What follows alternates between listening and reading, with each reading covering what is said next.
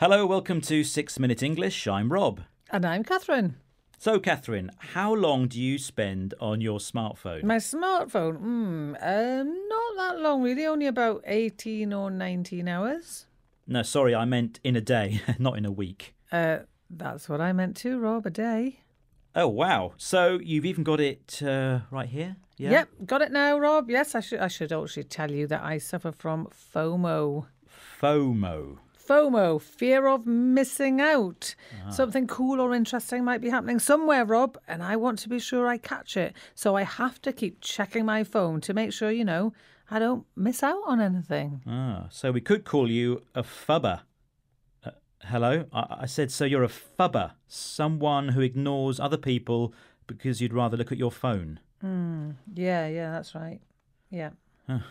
Sounds like you have a bit of a problem there, Catherine, but you're not the only one. According to one recent survey, half of teenagers in the USA feel like they're addicted to their mobile phones. If you're addicted to something, you have a physical or mental need to keep on doing it. You can't stop doing it. You often hear about people being addicted to drugs or alcohol, but you can be addicted to other things too, like mobile phones. So, Catherine, do you think you're addicted to your phone? How long could you go without it? Catherine? Yeah. Sorry, Rob. Yes. Well, I think if I went more than a minute, I'd probably get sort of sweaty palms and I think I'd start feeling a bit panicky. Dear. Yeah. Well, if I can distract you just for a few minutes, can we look at this topic in more detail, please? Let's start with a quiz question first, though. In what year did the term smartphone first appear in print? Was it A, 1995, B, 2000, or C, 2005? What do you think? OK, you got my full attention now, Rob. Good. And I think it's 2000, but actually, can I just have a quick look on my phone to check the answer? No, that would be cheating. Well, for you, maybe not for the listeners. Spoil sport.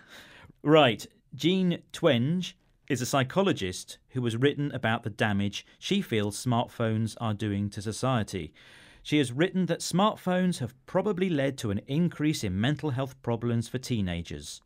We're going to hear from her now, speaking to the BBC. What does she say is one of the dangers of using our phones?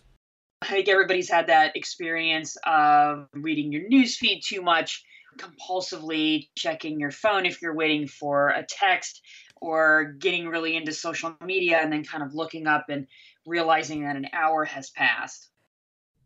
So what danger does she mention? Well, she said that we can get so involved in our phones that we don't notice the time passing. And when we finally look up, we realise that maybe an hour has gone. And I must say, I find that to be true for me, especially when I'm watching videos online.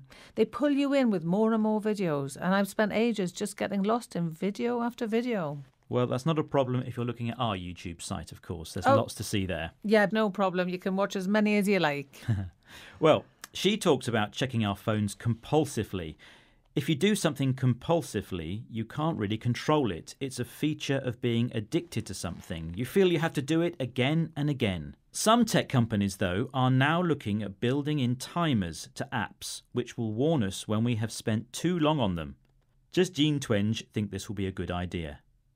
It might mean that people look at social media less frequently and that they do what it really should be used for, which is to keep in touch with people, but then put it away and go see some of those people in person or give them a phone call. So, does she think it's a good idea? Well, she doesn't say so directly, but we can guess from her answer that she does, because she says these timers will make people spend more time in face-to-face interaction, which a lot of people think would be a good thing. Yes, she said we should be using it for keeping in touch with people, which means contacting people, communicating with them, and also encouraging us to do that communication in person. If you do something in person, then you physically do it. You go somewhere yourself or see someone yourself. You don't do it online or through your smartphone. Which nicely brings us back to our quiz question. When was the term smartphone first used in print? 1995, 2000 or 2005? What did you say, Catherine? I think I said 2005 without looking it up on my phone, Rob.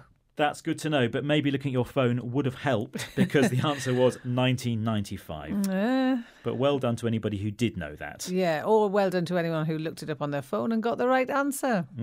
Right, before logging off, let's review today's vocabulary. Okay, we had FOMO, an acronym that means fear of missing out, something that I get quite a lot. And that also makes you a fubber. People who ignore the real people around them because they're concentrating on their phones. Yes, I do think I'm probably addicted to my phone. I have a psychological and physical need to have it. My smartphone is my drug. Wow. And you look at it compulsively. You can't stop looking at it. You do it again and again, don't you? That's sadly true, Rob.